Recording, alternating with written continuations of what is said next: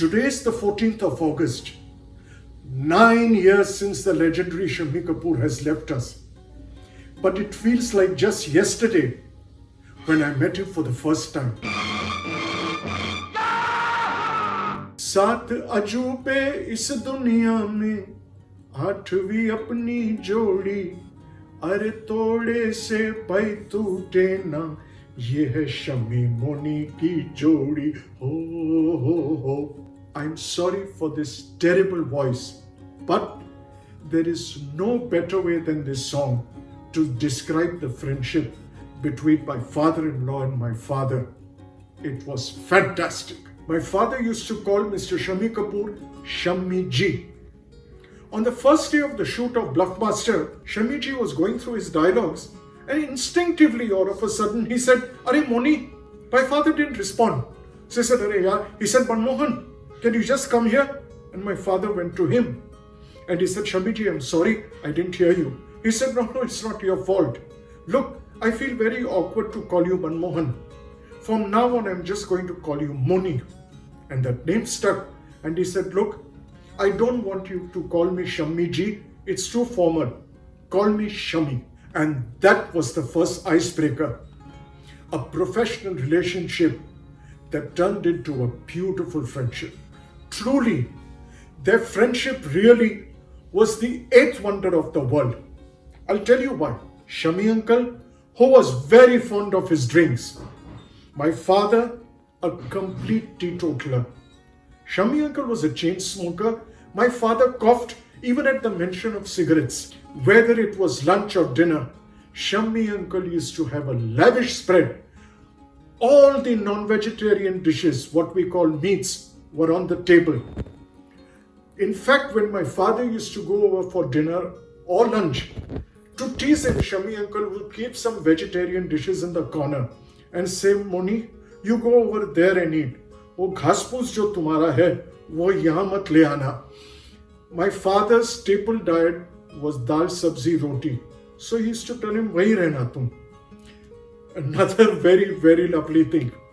When it was time for my father to retire to bed, Shammi uncle's evening had not even started. They were diametrically opposite. Talking about being a vegetarian, Shammi uncle's first wife, the legendary actress Geeta Baliji, herself was a vegetarian.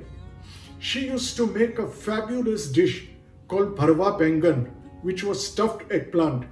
Whenever my parents went over for lunch or dinner, she would make sure that it was on the table.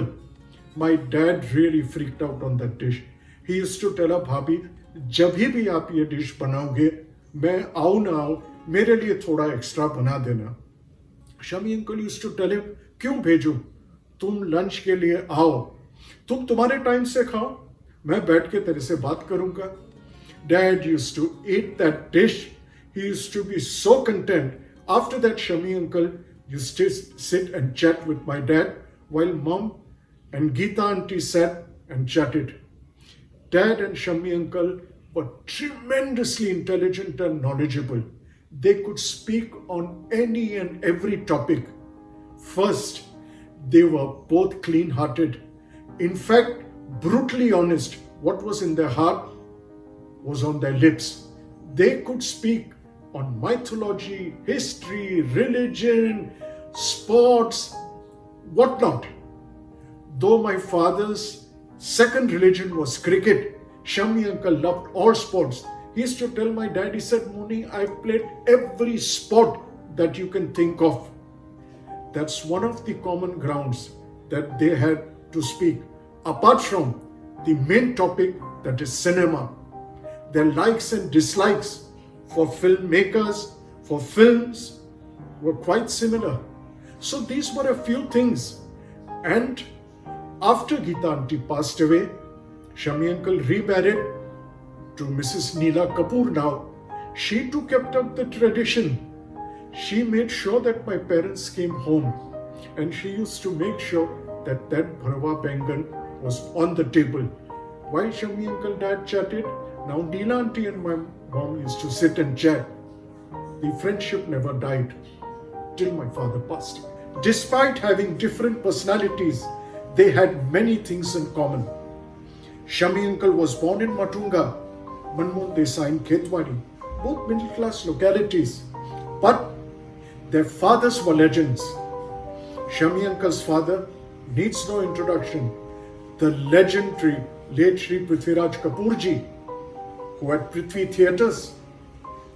My father's father, my grandfather, Shri Kikubhai Desai, who owned Paramount Studios, who made a lot of silent as well as talkie films of that era. Prithviraj Kapoor ji, fondly and respectedly known as Papa ji, never pulled any favors for Shami ji. He told him, strike out on your own. My father did not want to burden his older brother into keep making films for him. He too struck out on his own. They both had the talent, both the grit and the determination to reach the top, and they did. One being a tremendously super duper successful star, and mind you, apart from him being known for his dance, was a fabulous actor. And my father worked his way up and became the commercial king of entertainment. What I'm about to share with you is something very personal. Pardon me if I go wrong somewhere, but it is very emotional to me. When I was very young, my mother had taken very ill. She had an acute lung infection which was getting worse day by day, and my father was struggling financially to meet up with her medical expenses. He did not want to burden his older brother and ask him for money. He was too self-respecting. So he decided for the first time in life, he would pick up money on interest. Financiers do lend you money, but the interest rates are very heavy. He had no other option. But would you believe it, how destiny plays its part? That same financier was financing one film where Shami ji was acting. And word got to him somehow that Manmohan Desai was looking for a loan on interest, and he was taking it for his wife's medical expenditure.